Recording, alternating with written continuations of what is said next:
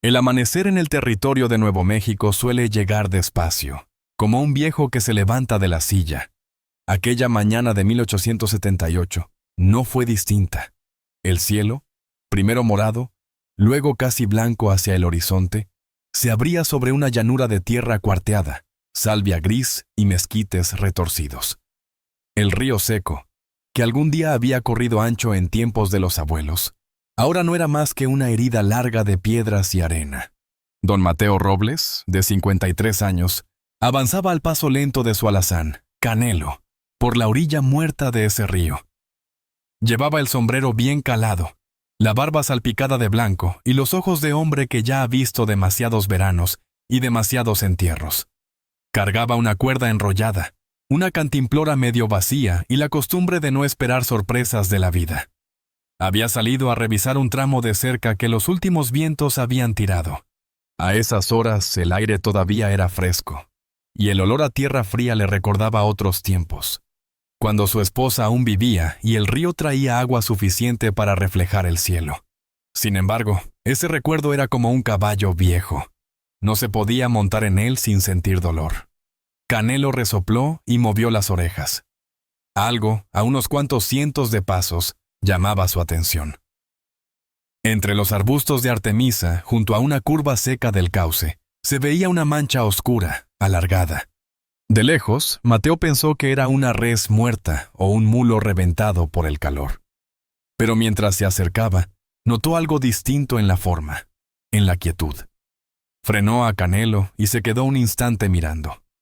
La silueta era demasiado pequeña para ser una vaca, demasiado delgada para ser un hombre grande.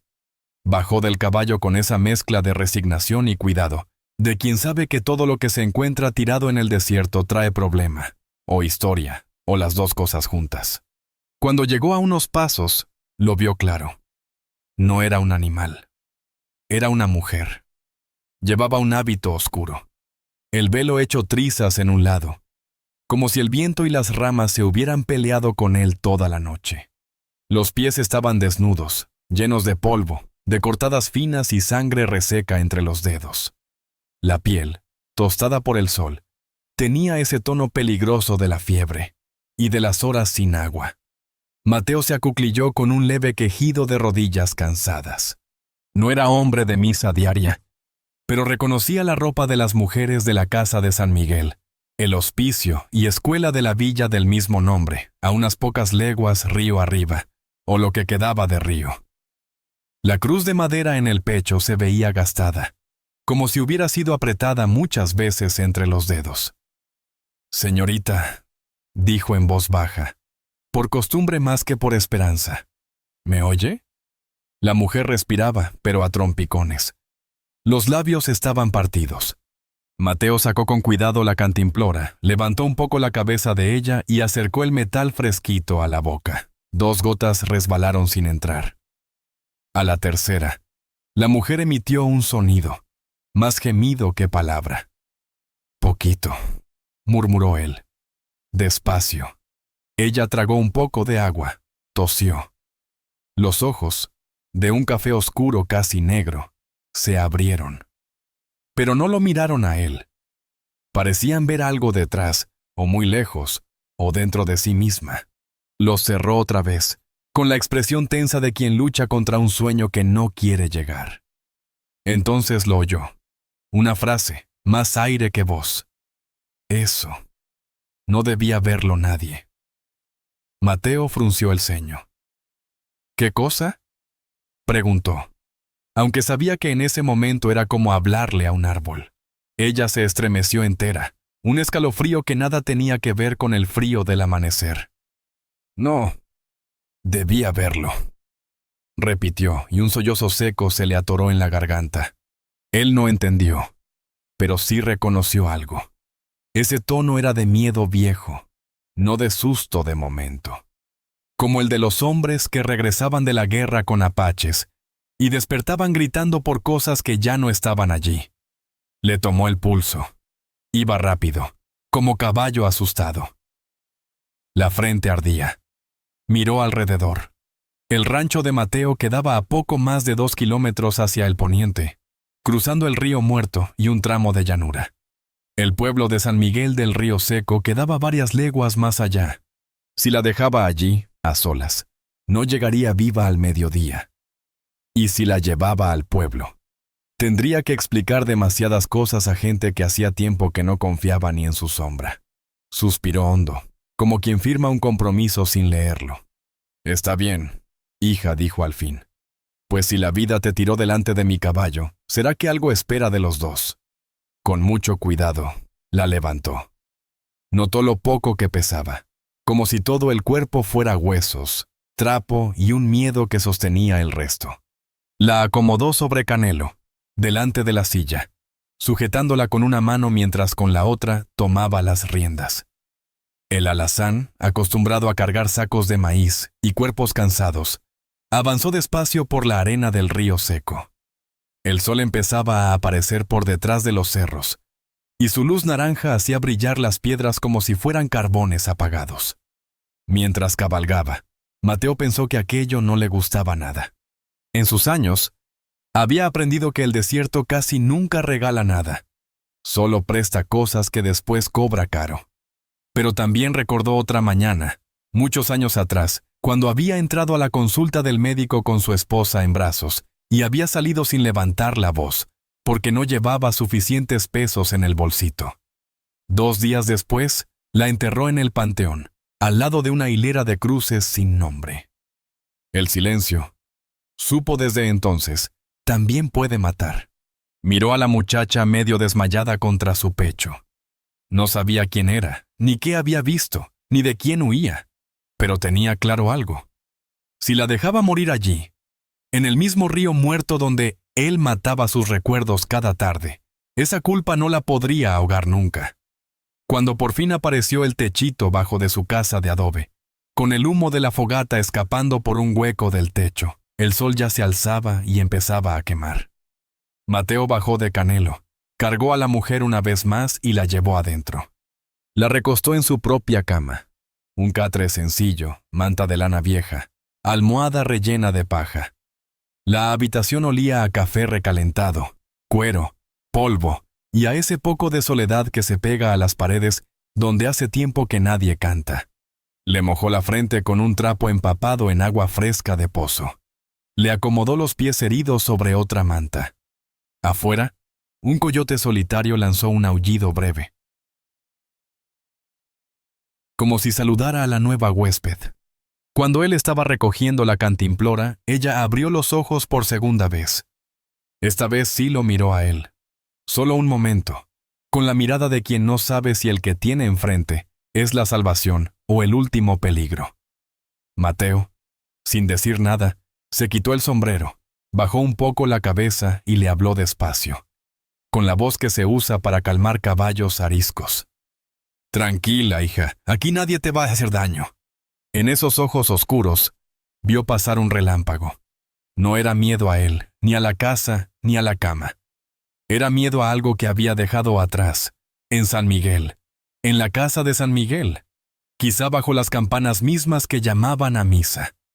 Ella cerró los ojos otra vez, agotada. Mateo se sentó en una silla, junto a la cama, con las manos cruzadas sobre las rodillas. Miró por la ventana al cauce seco del río. Pensó que, tal vez, la vida le estaba dando la última oportunidad de hablar donde antes había callado.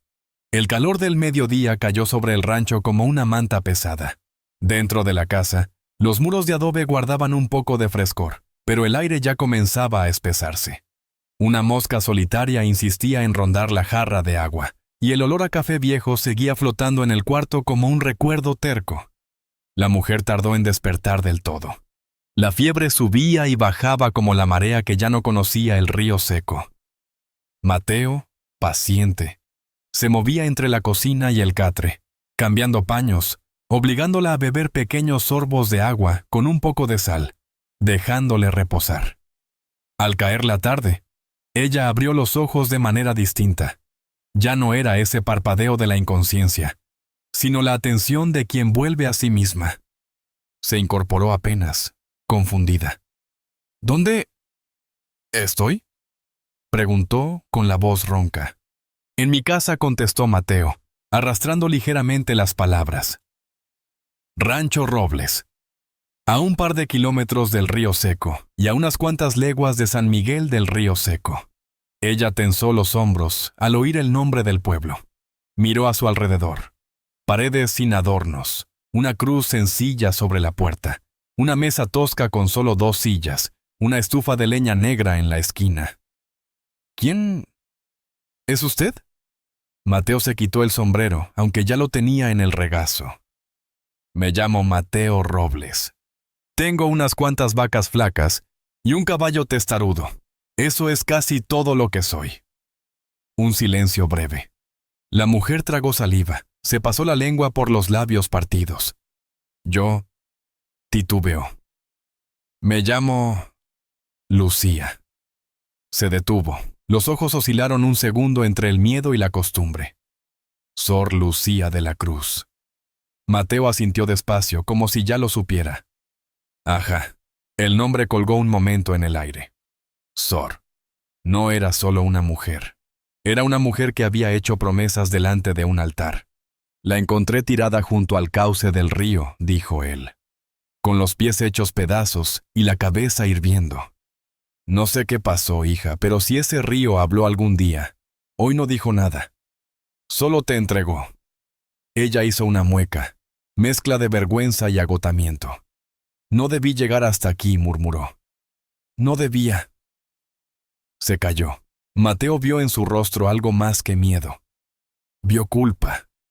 Mire, dijo él, acercando una taza de agua. No tiene que contarme nada si no quiere. Pero si alguien la dejó así, no fue Dios ni el desierto. Y uno necesita saber de qué lado está cuando el mundo se pone feo. Lucía bebió un sorbo. Sus manos temblaban. Cuando soltó la taza se quedó mirándose los dedos, delgados, con heridas pequeñas, las uñas sucias de tierra. La casa de San Miguel. Empezó. No siempre fue así. Mateo no la interrumpió. Mis padres tenían un pedazo de tierra cerca del río. Cuando todavía corría agua, continuó ella, la voz perdiéndose un poco al recordar. Eran campesinos, sin letras, pero con fe. Me llevaron con las hermanas cuando tenía 12 años. Decían que así yo podría leer, ayudar a los demás, servir a Dios mejor que ellos. Sonrió con tristeza. El padre Esteban Valverde llegó años después. Había estudiado con los grandes, decían. Traía libros, palabras bonitas. Hablaba de progreso, de escuelas nuevas, de ayudar a los pobres. Animó a los ricos del Camino de Santa Fe a donar tierras, dinero, sacos de harina, mantas. Hasta hombres del ferrocarril mandaban pesos para los huérfanos. Al principio, todo parecía bueno. El hospicio se llenó de niños, hijos de peones, de viudas, de gente navaja que ya no tenía dónde ir. Yo les enseñaba a leer con lo poco que sabía. Se detuvo. La mirada le cambió, como si atravesara un umbral hacia algo más oscuro. Pero un día, empecé a notar cosas. Mateo escuchaba con los brazos cruzados, los ojos fijos en un punto indeterminado entre la mesa y el suelo. No respondía, pero cada palabra de Lucía caía dentro de él como gotas de agua en un pozo viejo. Llegaban sacos de maíz, mantas, jabón, a veces hasta medicinas del fuerte, dijo ella. Y luego, al contar para los niños, faltaba la mitad. Preguntaba, y la hermana administradora me decía que se habían mandado a otras casas, a otras misiones, pero no llegaban cartas de agradecimiento, ni cambios. Hizo una pausa más larga. Luego, las tierras, las viudas sin hijos empezaron a donar parcelas al Padre, para el Señor y su obra. Yo las conocía. Algunas lloraban en el confesionario. Decían que no querían dejar su pedazo de mundo, pero que el Padre les había dicho que era la única forma de salvar sus almas, o de protegerlas de hombres peores. Tomó aire. Le costaba hablar. Un día, limpiando el despacho, encontré un cuaderno escondido detrás de una imagen de San Miguel. No era libro santo. Eran cuentas. Nombres de hacendados, cantidades en pesos, descripciones de tierras, firmas de hombres del ferrocarril. Había notas. mano de obra económica, niños fuertes para trabajos, cosas así. Mateo apretó la mandíbula y no dijo nada, aventuró, con suavidad. Lucía cerró los ojos un momento. Al principio, me callé. La voz se le quebró. Pensé, tal vez no entiendo. Tal vez es cosa de adultos, de acuerdos que uno como religiosa no tiene que juzgar. Fui cobarde. Ya una vez, de niña, me callé cuando un capataz golpeó a un muchacho del campo. Pensé que si no miraba, el golpe sería menos duro. No fue así. Y ahora se repetía. Las manos le temblaban más. No pude con la culpa. Le hablé a la hermana Isabel, la más vieja, la única que me decía hija, sin sonar como mandato. Le mostré una página. Me dijo que tuviera cuidado, que hay pecados que no se confiesan en voz alta. Me prometió que ella hablaría con el padre. Lucía tragó saliva. A la mañana siguiente, su cama estaba vacía, su baúl también. El padre dijo que la habían llamado a otra misión, muy lejos. No hubo carta, ni despedida. Mateo bajó la vista. Aquello le sonaba demasiado conocido. La gente pobre no se iba así de un día para otro, sin ni siquiera llevarse una mantita. Esa noche, siguió Lucía, escuché voces detrás de la puerta del despacho. Reconocí al padre Valverde. Con él estaba el comisario Hank Doyle, el anglo. Hablaban de controlar la lengua de cierta hermana joven, de no poner en peligro los acuerdos con la compañía del ferrocarril, de maniobrar con discreción. Sonrió sin humor. Después de eso, el comisario empezó a aparecer mucho por la casa. Preguntaba cosas que no eran de su incumbencia. ¿Dónde dormía yo? ¿A qué hora salía al patio? Si recibía cartas. Sus ojos nunca estaban donde debían estar cuando hablaba con nosotras. Se llevó una mano al crucifijo del pecho. Comprendí que si me quedaba, lo que le pasó a la hermana Isabel me esperaría a la vuelta de la esquina. El silencio se hizo pesado en el cuarto. Afuera, un soplo de viento levantó un poco de polvo en el patio. ¿Y entonces?, preguntó Mateo. Esperé a la noche, dijo ella. Me escapé por la puerta trasera. Me subí a un carro de maíz que iba hacia el poniente. El arriero no hizo preguntas. Me bajé cerca de unos montes y seguí a pie, bordeando el río seco. Pensé que Dios me mostraría el camino. Soltó una risa amarga, cortita. Me mostró el suelo. Sus ojos se llenaron de lágrimas que parecían no haber tenido permiso de salir hasta ese momento. ¿Y ahora? Ahora usted sabe demasiado, don Mateo. Si ellos descubren que estoy aquí y que usted me ayudó... Se interrumpió. El miedo regresó, esa sombra que no se había ido del todo.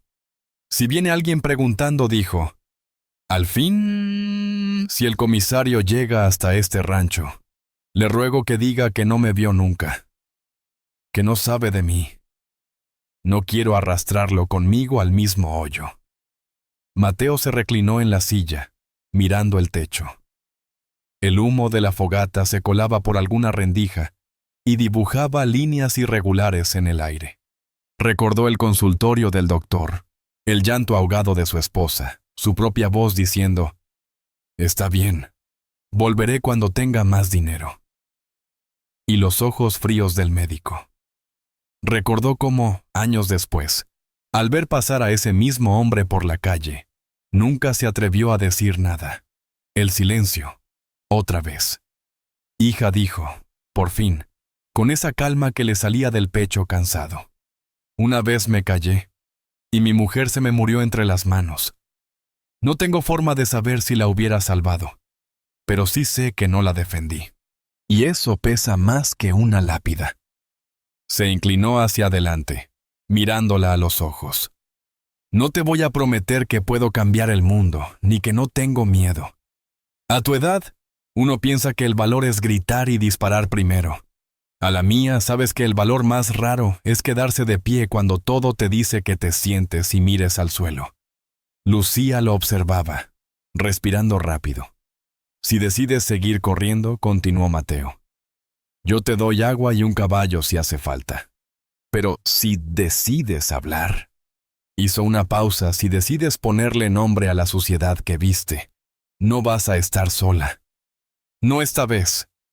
La muchacha apretó los labios. 2 lágrimas escaparon, despacio, resbalando por la piel quemada por el sol. Yo no sé si tengo fuerzas para volver, susurró. No tienes que decidir hoy, dijo él. Mañana amanece de nuevo, aunque el río esté seco. Volvió a sentarse. Afuera, el cielo comenzaba a encenderse con los colores del atardecer.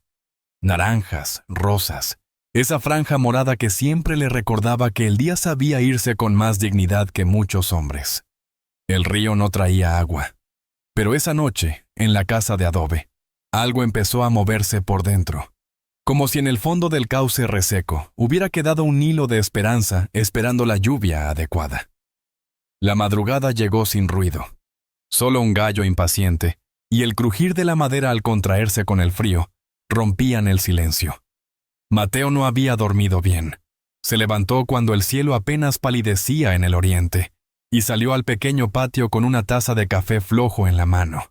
El aire estaba frío, cortante, y olía a humo viejo y salvia húmeda. Él se arrebujó un poco en el zarape y miró hacia la línea oscura donde el río seco se estiraba como una cicatriz. Pensó en las palabras de Lucía, en el padre Valverde, en el comisario Doyle. Pensó en los niños que habían salido del hospicio y nunca regresaron, en los nombres de las viudas que dejaron de ser dueñas de la poca tierra que tenían. No eran solo historias ajenas, eran cosas que había oído a medias en la cantina de San Miguel, entre trago y trago, sin prestar demasiada atención. Había aprendido a vivir minding his own business, como decían ahora algunos anglos. Meterse en problemas no paga cuentas, solía repetirse. Pero había algo más pobre que su bolsillo. La manera en que se veía a sí mismo cuando se acordaba de su esposa. Volvió adentro. Lucía estaba sentada en el borde del catre, los pies aún vendados, las manos enlazadas en el regazo. Se veía más despierta, pero los ojos seguían llevando una sombra. ¿Pudo dormir?, preguntó él. Un poco, respondió ella. Soñé con el río con agua, y con la campana de la iglesia sonando bajo el agua, como si se ahogara. Mateo dejó la taza sobre la mesa. He estado pensando, dijo, rascándose la barbilla. Si el padre Esteban y el comisario han hecho todo lo que dices, no van a detenerse porque tú desapareciste. Encontrarán otra lengua mansa, otro niño sin voz, otra viuda asustada. Lucía bajó la mirada. Lo sé. Y si tú te sigues escondiendo, prosiguió él, será como si les hubieras firmado un papel diciendo, sigan, yo no vi nada. Ella se crispó. No es justo, susurró. Yo nunca quise... Lo sé, la interrumpió él, suave. Nada de esto es justo. La justicia no se cría mucho en estas tierras, hija. Crece más fácil el mezquite que la vergüenza.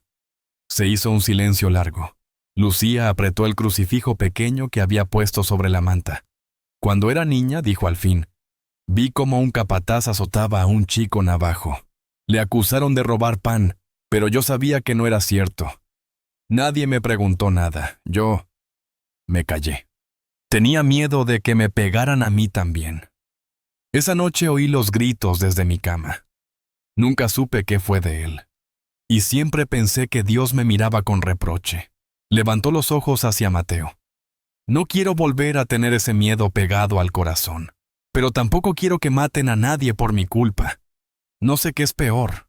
Mateo asintió, comprensivo. Esa era la encrucijada que pocos se atrevían a mirar de frente. Yo tampoco sé qué es peor, admitió.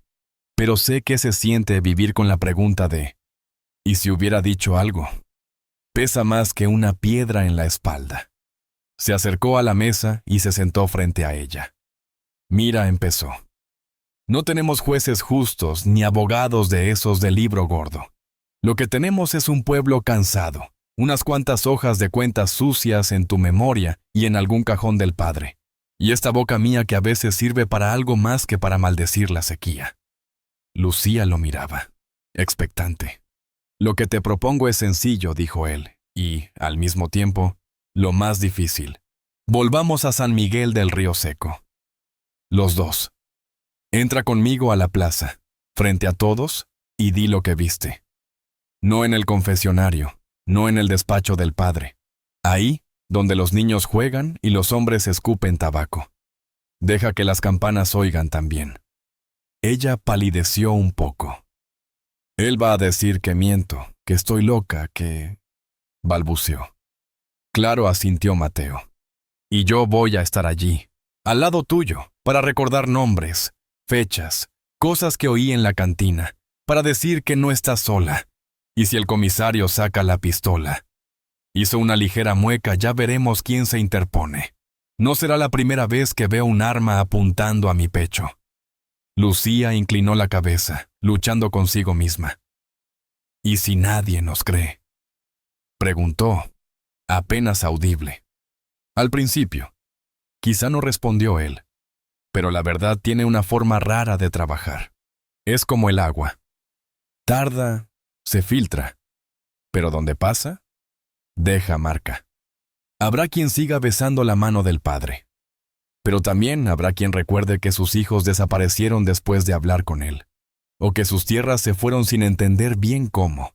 Y entonces, hija, ya no seremos solo tú y yo.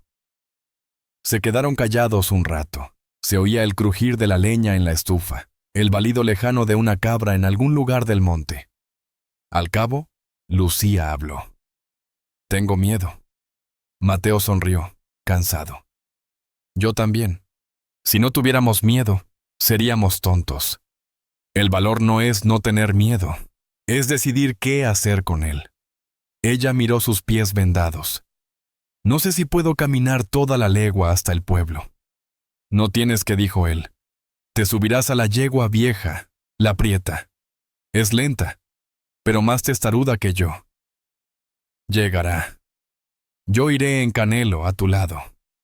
Se levantó y empezó a moverse con decisión tranquila.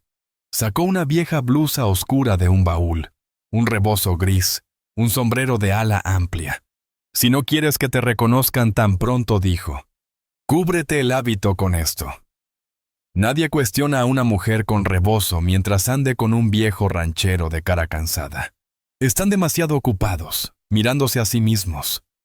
Lucía contempló la ropa como si fuera un disfraz y un pedazo de mundo nuevo a la vez. Si voy, preguntó, y todo sale mal. Usted... No acabó la frase. El final era claro. ¿Usted pagará conmigo? Mateo se quedó un instante en silencio. Luego se encogió de hombros. Mira, hija, yo ya viví más de medio siglo. He enterrado a una mujer, he perdido cosechas, he visto ríos secarse y amigos cruzar al otro lado. Lo único que no quiero es llegar a mi propia tumba sabiendo que otra vez me escondí detrás del miedo. Así que sí, si esto sale mal me tocará contigo. Pero no pienso dejarte sola en esto. Lucía respiró hondo. Una vez, dos. Sus manos se cerraron sobre el crucifijo que ahora, sin darse cuenta, se había guardado en el bolsillo, no en el cuello. Entonces... Vamos, dijo, con un hilo de voz que, sin embargo, era más firme que la noche anterior. Mateo asintió, sin gesto grande. Solo se levantó, abrió la puerta y dejó entrar la luz del amanecer. El cielo, aún pálido, comenzaba a teñirse de rosa sobre los cerros. La silueta del río seco se dibujaba en la distancia, negra y quieta. Desayuna algo, dijo él. Tenemos unas cuantas leguas por delante, y un pueblo entero al que mirarle a los ojos. Mientras ella se cambiaba y comía un pedazo de tortilla con queso seco, él fue al corral. Ensilló a Canelo con los movimientos automáticos de años. Luego preparó a la prieta, la yegua vieja, hablándole en voz baja como si fuera una persona. Hoy vas a llevar carga especial, vieja, murmuró.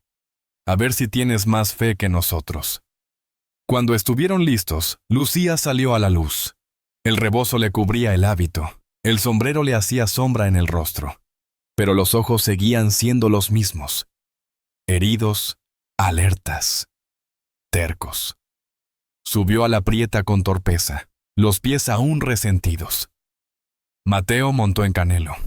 Un instante, ambos se quedaron allí, mirando hacia el rumbo de San Miguel, como quien mira un pasado que no quiere, pero que igual lo espera.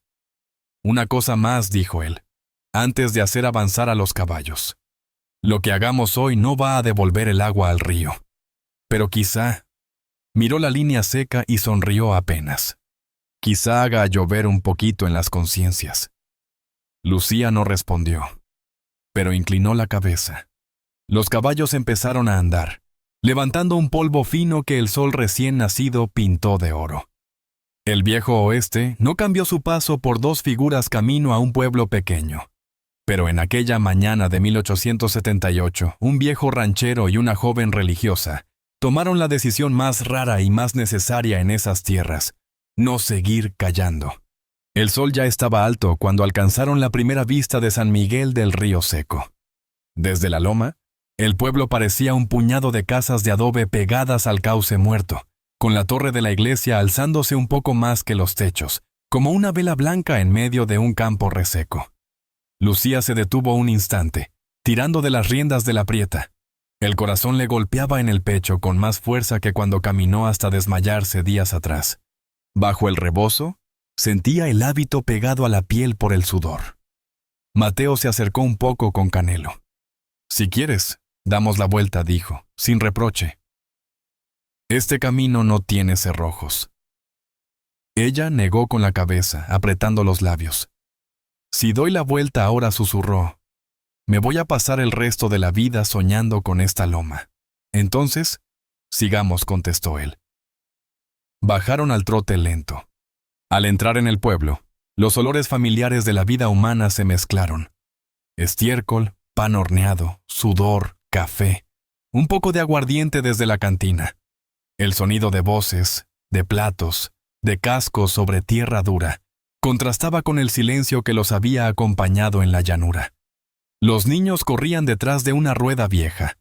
Un perro flaco ladró a los caballos y luego se fue, desinteresado. Algunas mujeres, con rebozo, se quedaron mirando a la extraña y al viejo ranchero. Algunos hombres levantaron la mano para saludar a Mateo. Robles dijo uno, desde la puerta de la tienda: «¿Qué viento te trae?» «El mismo de siempre», respondió Mateo, con media sonrisa. «Y quizá uno nuevo». Lucía, bajo el ala del sombrero, reconocía rostros. Madres que dejaban a sus hijos en el hospicio por las mañanas, viudas de peones, viejos que rezaban el rosario en la última fila.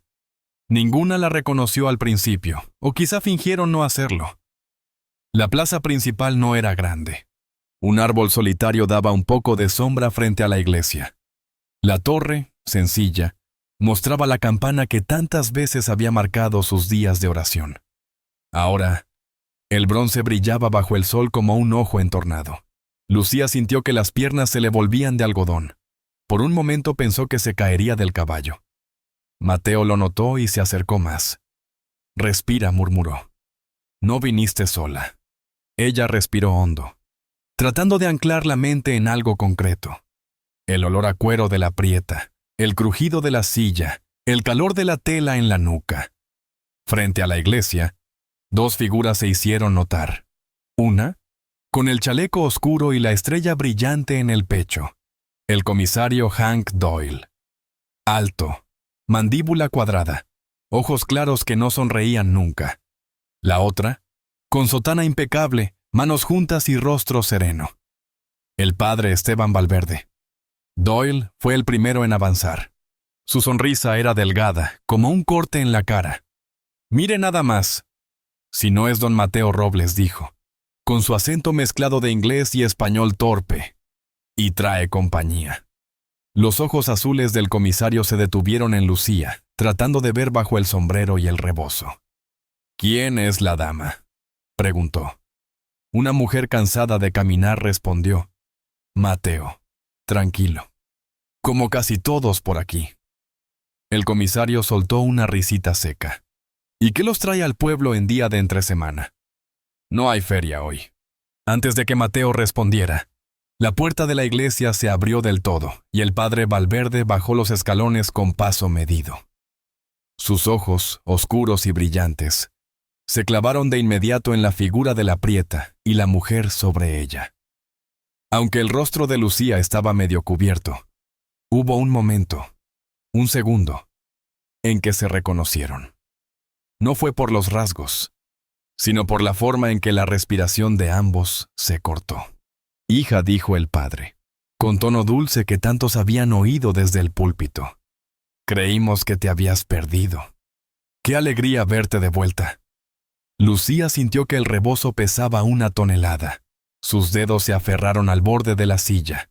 Mateo, sin moverse, miraba al cura como quien mira a un caballo que de pronto enseña los dientes. «Sor Lucía», continuó Valverde, acercándose un paso más. «Has causado preocupación. Las hermanas han rezado por ti. Ven, hija, hablemos dentro. No hace falta alarmar a la gente de la plaza». La palabra «dentro» le supo a Zelda. Lucía no pudo evitar un pequeño gesto de retroceso con la prieta. El animal resopló, inquieto. No dijo ella, apenas audible. «¿Perdón?», preguntó el padre, inclinando la cabeza. Lucía tragó saliva y repitió, más fuerte: «No». El sonido de su negativa quedó flotando en la plaza. No era un grito, pero tenía esa densidad de las palabras que no se pueden tomar de vuelta. Algunos vecinos se detuvieron a mirar. El hombre de la tienda, la mujer que barriendo frente a su casa, unos niños que dejaron de correr. Doyle dio un paso adelante. «Sor», dijo, remarcando el título con ironía casi imperceptible. «El padre solo quiere ayudarla. Usted se fue sin permiso, y eso causa líos. Venga, no haga escena». Mateo se movió por fin. No sacó arma ni levantó la voz. Simplemente hizo avanzar a Canelo medio cuerpo, y se colocó un poco por delante de la prieta. «Si quiere hablar con ella», comisario dijo, «lo hará aquí mismo, donde todos puedan oír». Algunas cabezas se giraron hacia él. El viejo Robles nunca había sido de buscar pelea. Eso, justamente, le dio peso a sus palabras. Valverde sonrió, pero el gesto no alcanzó los ojos. Don Mateo intervino. «Agradezco que haya encontrado a nuestra hermana. Seguro Dios lo guió. Pero estos asuntos se tratan en privado. No querrá ser responsable de chismes y malentendidos, ¿no es así?». Mateo sostuvo la mirada del cura. Vio en esos ojos la misma seguridad que había visto en algunos capataces crueles y en un par de oficiales del ejército. La certeza de que nadie se atrevería a decir no delante de ellos. «Creo que ya hay suficientes cosas que se han tratado en privado», padre respondió, sin agresividad, pero sin ceder. «Y mírenos dónde estamos». Un murmullo corrió entre la gente que ya empezaba a acercarse, curiosa. La palabra «privado» tenía, en esas tierras, el sabor de tratos oscuros, escrituras cambiadas, confesiones que nadie quería recordar. Lucía sintió la sangre latiéndole en las sienes. Sabía que iba contra todo lo que le habían enseñado. Una hermana no contradice al padre en público. Una hermana obedece. Una hermana se sacrifica. Pero también recordó la cama vacía de la hermana Isabel. El cuaderno escondido. Los niños que no volvieron. Se quitó el sombrero con manos temblorosas. El rebozo resbaló un poco, dejando ver el velo oscuro debajo. Un suspiro colectivo se alzó en la plaza. Ahora sí, la reconocían. «Es Sor Lucía», susurró alguien. «La que desapareció», dijo otra voz. Dijeron que se fue por su voluntad. Los ojos de Valverde se entornaron un instante. Luego volvió a sonreír, como si nada. «Hija», dijo, «estás confundida, asustada. Seguro el sol y la soledad te han hecho ver cosas que no son». Lucía respiró hondo. Sentía cómo se le encogía el estómago, cómo cada músculo quería llevarla de vuelta al silencio. Pero la voz de Mateo, la de su propia conciencia y hasta el recuerdo del chico navajo azotado la empujaban en sentido contrario. «Padre», dijo, y su voz sonó más firme de lo que esperaba. «No estoy confundida. Sé lo que vi. Un círculo de gente se había formado alrededor sin que nadie lo ordenara. Algunos se acercaban con curiosidad morbosa, otros con preocupación genuina. Una mujer se persignó. Un hombre escupió al suelo, tenso. Doyle se cruzó de brazos. ¿Y qué dice que vio, hermana?, preguntó, con tono de burla educada. Al pueblo siempre le gustan las buenas historias. Lucía miró alrededor. Vio a una mujer que conocía, doña Rosa, viuda desde hacía 2 años, con los ojos clavados en ella. Vio a un niño descalzo que la miraba como si fuera una especie de milagro al revés. Vio, de reojo, las puertas del hospicio entreabiertas. Vi libros de cuentas, empezó, modulando la voz para que llegara un poco más lejos, escondidos detrás de imágenes de santos. En esos libros vi nombres y cifras. Nombres de viudas, de hacendados, de comerciantes. Vi dinero destinado, en papel, a los huérfanos, que nunca llegó al comedor de los huérfanos. Un murmullo más denso recorrió la plaza. Mateo, al lado, no decía nada. Solo estaba allí, como un poste firme al que uno puede atar el caballo. Vi, continuó Lucía, tierras donadas al Señor, que luego fueron vendidas, con buena ganancia, a hombres que trazan vías de hierro para el ferrocarril. Vi notas que hablaban de muchachos fuertes y niñas dóciles, apuntadas frente a nombres de casas de gente que no reza mucho, pero paga bien. Doña Rosa dio un pequeño grito ahogado. «Mis tierras», murmuró. El padre Esteban alzó una mano. Teatral. «Hijos», dijo. La hermana habla desde la fiebre. Toma nombres sagrados y los mezcla con sospechas. La caridad es cosa delicada. A veces, para traer bendición a un pueblo, hay que hacer acuerdos que no todos entienden. El Señor sabe. El ferrocarril también sabe contar pesos, padre, dijo una voz al fondo. Era un hombre flaco, sombrero viejo, el tendero. Y yo sé que hace meses que me debe 3 deudas para la casa de los pobres. Las miradas se volcaron hacia él. Valverde lo midió con ojos veloces. Hermano, dijo, con paciencia forzada. Ya hemos hablado de eso.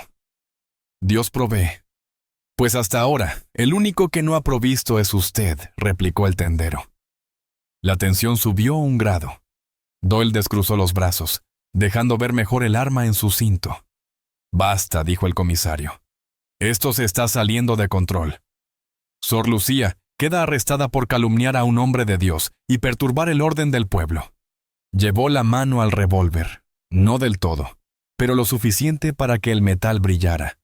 Mateo, sin pensarlo demasiado, hizo avanzar a Canelo medio cuerpo más, interponiéndose entre el comisario y la yegua. Para arrestarla, primero va a tener que arrestarme a mí, dijo, sereno. Doyle sonrió, pero sus ojos se volvieron duros. Como quiera. Viejo. Su mano bajó un poco más hacia la culata. El aire en la plaza pareció congelarse un segundo.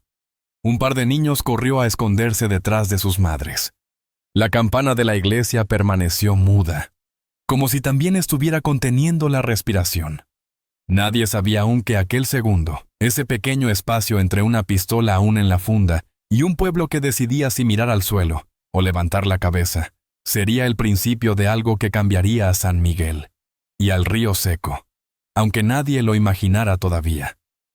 El revólver del comisario brilló un instante al salir de la funda.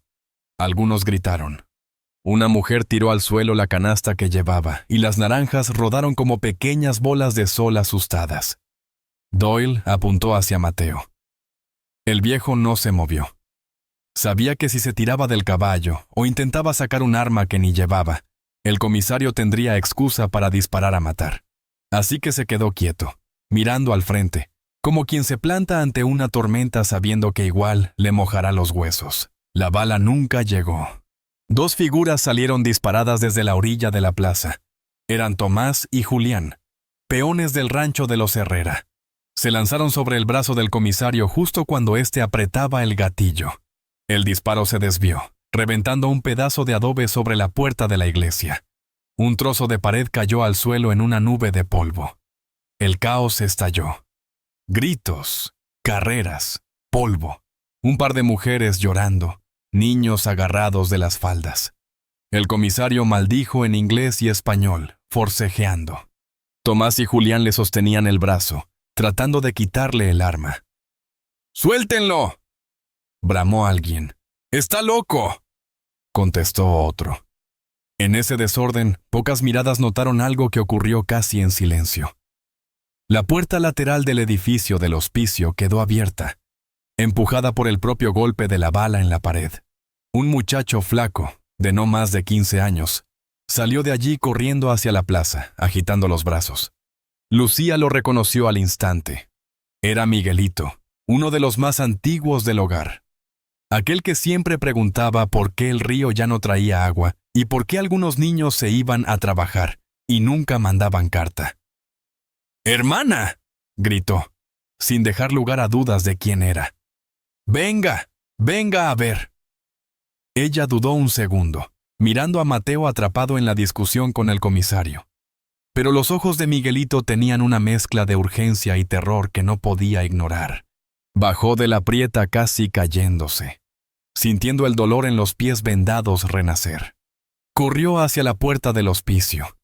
El corazón le golpeaba en los oídos. «¿Qué pasa, Miguel?», jadeó. «Lo guardaban». «Aquí», dijo él, señalando un cuartito al lado de la cocina. «Fui por harina y vi al padre esconder algo. Me vio. Me dijo que no metiera la nariz donde no me llamaban. Pero ahora, con el ruido». Se abrió la puerta. Entraron. El cuarto era oscuro, pero por una pequeña ventana alta entraba suficiente luz. Había un mueble grande, como una alacena vieja, y un baúl de hierro contra la pared, con una cerradura atascada. Miguelito, a patadas, había logrado echarlo al suelo. La tapa, destrozada, dejaba ver montones de cuadernos, fajas de billetes, papeles con sellos. Lucía sintió que el estómago se le apretaba. Se arrodilló junto al baúl y levantó el primer cuaderno. No hacía falta leer mucho. En la portada, con la letra impecable del padre Esteban, se veía: «Donativos y obras de caridad, San Miguel del Río Seco». Abrió al azar. Líneas y más líneas de cifras. 50 pesos, señora de Ochoa, para los huérfanos navajos. Al lado, a lápiz, casi escondida, otra anotación. 30 pesos, pago a señor Sutter, ferrocarril, por adelanto de terreno. Pasó hojas. 100 pesos. Compañía del ferrocarril, para sostén de casa de San Miguel. Y más abajo. 80 pesos, depósito en Salón El Gallo Rojo, Santa Fe. El corazón le latía desbocado.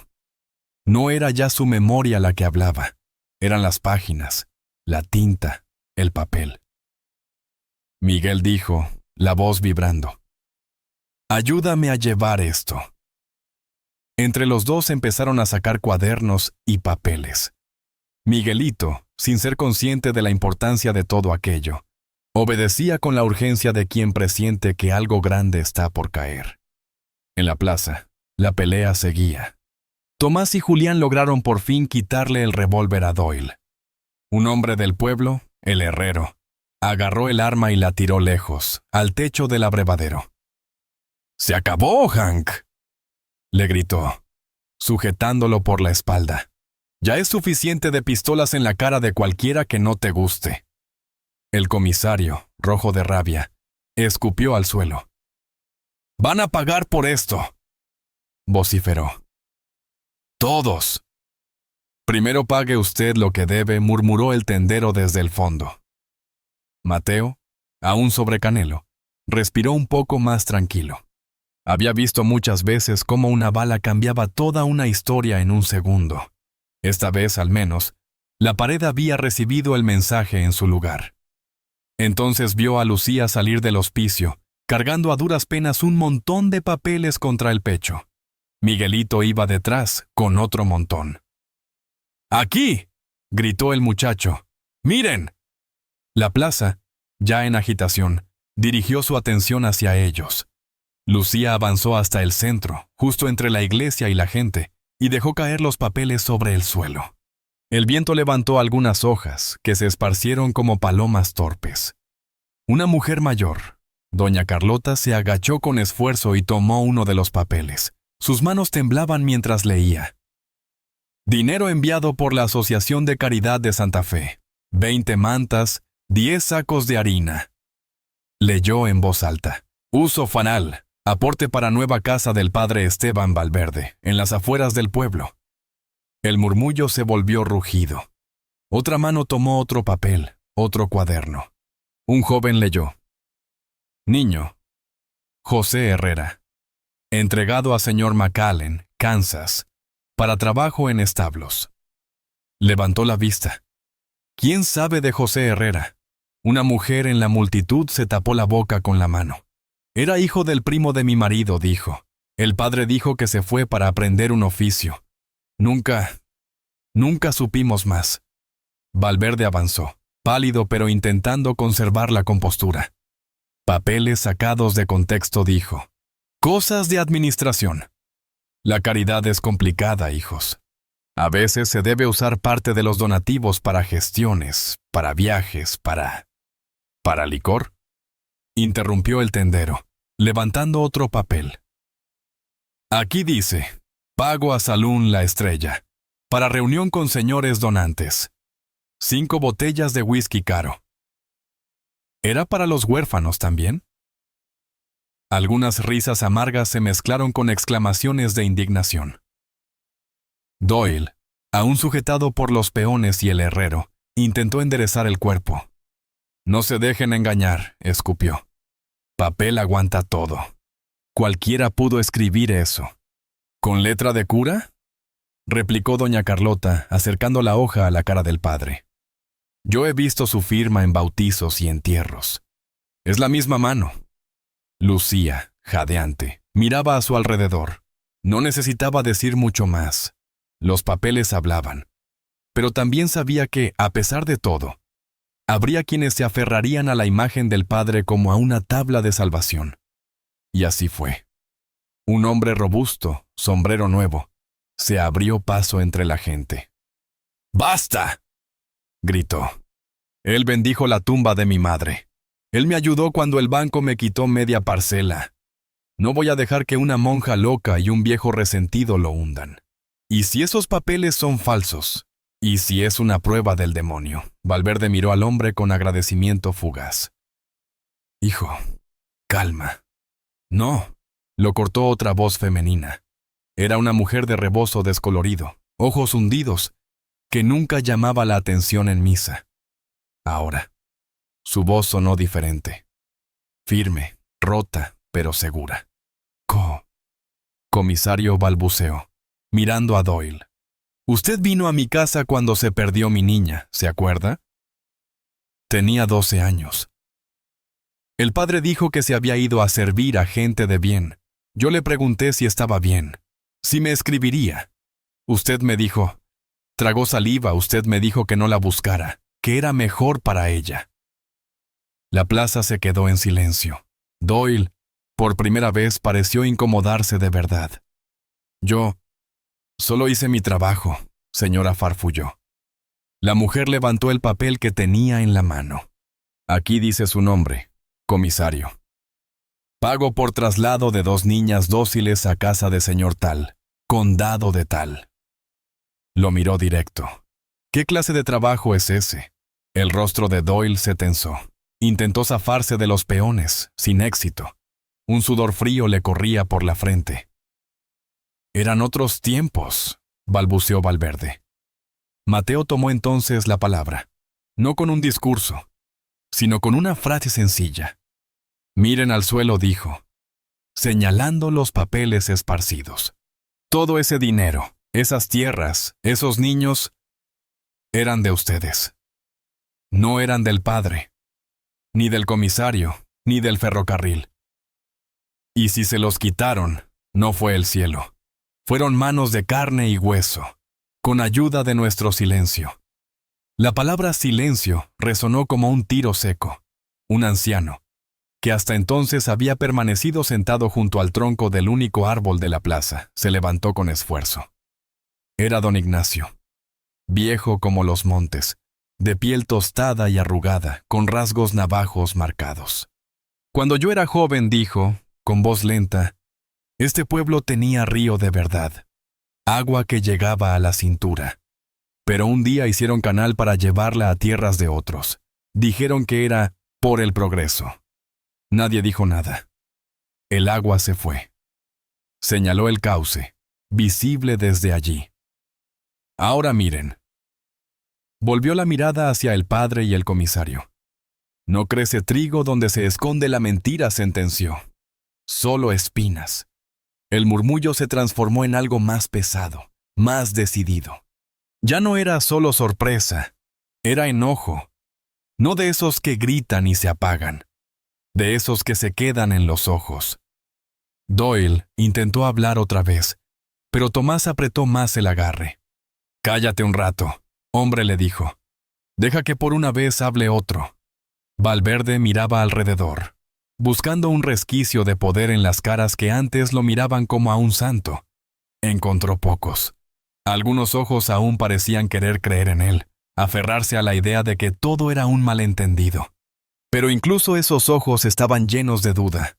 «Yo», empezó. No pudo seguir. Dos hombres se acercaron, el herrero y el tendero. «No lo vamos a linchar», padre, dijo el primero. «No somos como usted. Pero tampoco va a quedarse aquí, celebrando misa como si nada. Vamos a entregarlo al juez del condado. A ver si allá también puede esconder sus papeles detrás de santos». Tomaron al cura de los brazos. Él no opuso gran resistencia. Tal vez porque sabía que cualquier movimiento en falso encendería algo peor. O tal vez porque, en su propia conciencia torcida, sentía que eso era parte del precio. Doyle fue llevado hacia la pequeña oficina que él mismo había usado como cárcel para tantos otros. El hierro que antes mandaba, ahora lo recibiría. Lucía, en medio de todo, se sentía rara. No era alegría lo que la llenaba, ni satisfacción. Era una mezcla agria de alivio y tristeza. La verdad había salido, sí, pero el costo era la caída de algo que, por mucho tiempo, había sido sostén aunque falso para mucha gente. Se agachó y tomó uno de los cuadernos. Lo cerró. Lo apretó contra el pecho. Mateo se acercó a ella, desmontó de Canelo y se puso a su lado. No la tocó, pero su presencia era como una mano en el hombro. «Ya está», dijo, en voz baja. No respondió Lucía. «Ahora empieza». Lo miró, con los ojos húmedos. «¿Y ahora, don Mateo? Sin el padre, sin comisario, ¿quién protege a los niños? ¿Quién cuida la casa?» Mateo suspiró. «Quizá ahora nos toque a nosotros». Ella entendió. Nosotros no era solo él y ella, era el pueblo. La gente que nunca se había visto a sí misma como responsable de nada, que pasara bajo las campanas. Un grupo de mujeres se acercó entonces. Doña Rosa, doña Carlota, la madre de la niña desaparecida. Sus rostros eran duros, tristes, pero había en ellos una chispa nueva. «Hermana», dijo doña Rosa, «la casa de San Miguel sigue en pie. Las camas están allí, los niños también. Usted conoce cómo se lleva todo eso. Nosotras sabemos cocinar, limpiar, contar más o menos. Si usted se queda, podemos arreglar las cosas entre todas, sin cuadernos escondidos». Lucía sintió que algo en su pecho, que había estado encogido desde hacía años, se aflojaba apenas. «No sé si la iglesia me querrá todavía», murmuró. «¿La iglesia?», dijo doña Carlota encogiéndose de hombros. «Está muy lejos. Lo que tenemos aquí son 4 paredes, unos niños y una campana. Con eso nos basta. Lo demás, que lo arreglen los de arriba». Mateo miró a Lucía, esperando su respuesta. Ella miró la torre, el cauce seco, los papeles en el suelo, la gente alrededor. Por primera vez desde que huyó, sintió que no estaba sola en la pelea. «Me quedaré», dijo, despacio. mientras sirva a los niños y no a los cuadernos. Alguien asintió. Alguien lloró en silencio. La plaza, poco a poco, empezó a dispersarse. Había que volver a las ollas, a los corrales, a las tiendas. Pero nadie se iría igual que como llegó. El río seco, allá a lo lejos, seguía seco. Sin embargo, en las conciencias de San Miguel, algo empezaba a mojar la tierra dura.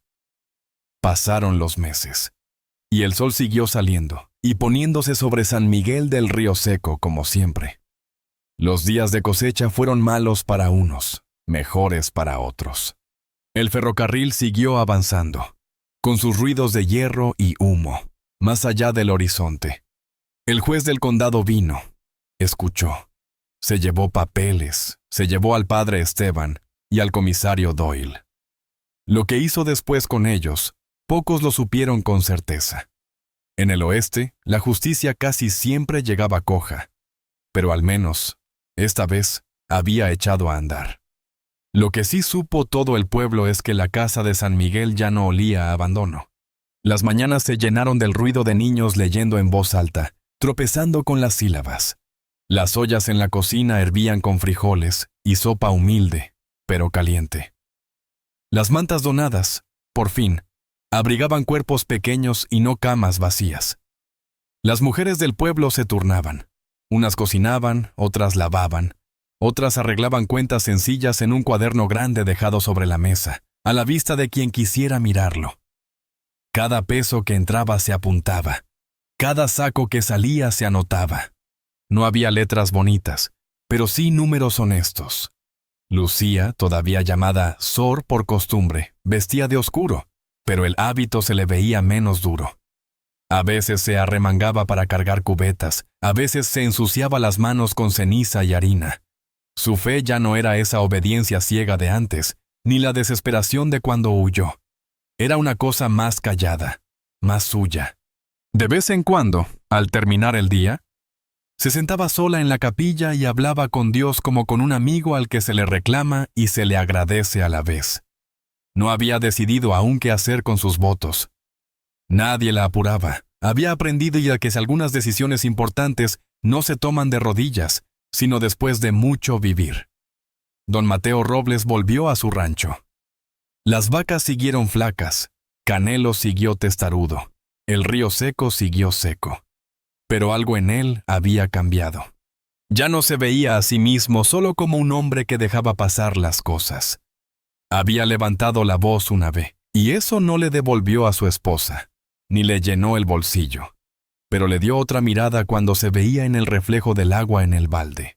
No dejó, sin embargo, que esa nueva luz lo volviera presumido. Siguió hablando poco, trabajando mucho, maldiciendo la sequía lo justo. Solo añadió una costumbre nueva. Cada domingo al atardecer, cuando el calor comenzaba a aflojar y el cielo empezaba a pintarse de naranja y violeta, ensillaba a Canelo y montaba hacia el pueblo. El camino lo sabía de memoria, pero cada vez le encontraba un detalle distinto, una piedra, un arbusto, una nube solitaria. Al llegar a San Miguel, no entraba hasta el fondo de la plaza. Se detenía junto a la cerca baja que rodeaba el patio de la casa de San Miguel. Desde allí veía a los niños correr, jugar con pelotas hechas de trapos, perseguir gallinas. A veces alguno se acercaba a acariciar a Canelo, a preguntarle si el río fue alguna vez de verdad río. Lucía solía salir, tarde o temprano, a despedir el día. No siempre. A veces el trabajo la retenía adentro, pero muchas tardes, cuando el sol se inclinaba hacia los cerros y la luz volvía dorado todo lo que tocaba, ella aparecía en la puerta, se apoyaba en el marco o en el cerco, y miraba hacia afuera. «Buenas tardes», don Mateo decía, con esa sencillez que se reserva para lo que ya es costumbre querida. «Buenas tardes», hija, respondía él. Platicaban poco. Del clima, de la cosecha, de que un niño por fin había aprendido a leer una página entera sin trabarse, o de que una viuda había logrado vender sus gallinas a buen precio. A veces, en medio de una frase, se quedaban callados y miraban el río seco, que seguía haciendo de frontera muda al otro lado del pueblo. Un día, después de una tormenta rara de esas que llegan una vez cada muchos años, el agua corrió de nuevo por el cauce. No mucha, solo un hilo ancho, marrón y espumoso. Los niños salieron corriendo a mojarse los pies, gritando como si el cielo hubiera bajado de visita. Lucía y Mateo lo miraron desde la cerca. «Mira», dijo él, «parece que hasta el río tenía cosas guardadas que quería soltar». Ella sonrió, suave. «No creo que se quede mucho», respondió. «El sol es terco». «El agua también», contradijo él. «Siempre busca dónde colarse». Ese día, algunos dijeron que la lluvia era un premio por haber sacado a la luz tanta suciedad. Otros dijeron que era simple capricho del clima. El oeste no se preocupaba por dar explicaciones. Pero para cierto viejo ranchero y cierta mujer de negro, aquel hilo de agua era un recordatorio de que, por muy seco que parezca todo, siempre puede aparecer algo que limpie, aunque sea un poco. Con el tiempo, la gente dejó de hablar tanto del padre Esteban y del comisario Doyle. Los nombres que se repetían eran otros, los de los niños que aprendían a escribir su propio nombre, los de las mujeres que llevaban la casa adelante, el de un viejo que prestaba su caballo para llevar harina o llevar a un enfermo a medianoche. Lucía, poco a poco, fue cambiando. No de golpe. Una tarde se quitó el velo dentro de la cocina, porque el calor era demasiado. Otra, salió al patio sin él, con el cabello recogido simplemente. Nadie hizo comentario. Ya no la veían solo como Sor, ni como la que destapó al padre.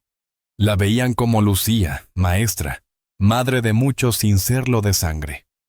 Una noche, al cerrar la puerta de la capilla, se quedó sola frente al pequeño altar. Miró el crucifijo, gastado, y habló en voz baja. «No sé si he servido bien o mal», dijo. «Solo sé que esta vez no me callé. Si quieres que siga con hábito, dame una señal. Si no...» Sonrió apenas sabes dónde encontrarme, aunque esté con rebozo. En vez de rayo o voz del cielo, lo único que oyó fue el viento moviendo las ramas del árbol de la plaza.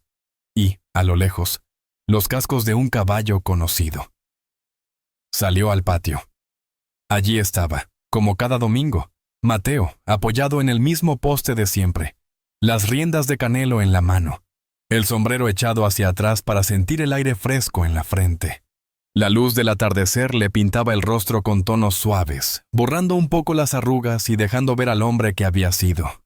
Y al que aún era, él la miró. Ella lo miró. Ninguno dijo nada durante unos segundos. No hizo falta. A veces, el amor más valiente en estas tierras no llega con serenata ni promesas ruidosas. No aparece de golpe, como un trueno.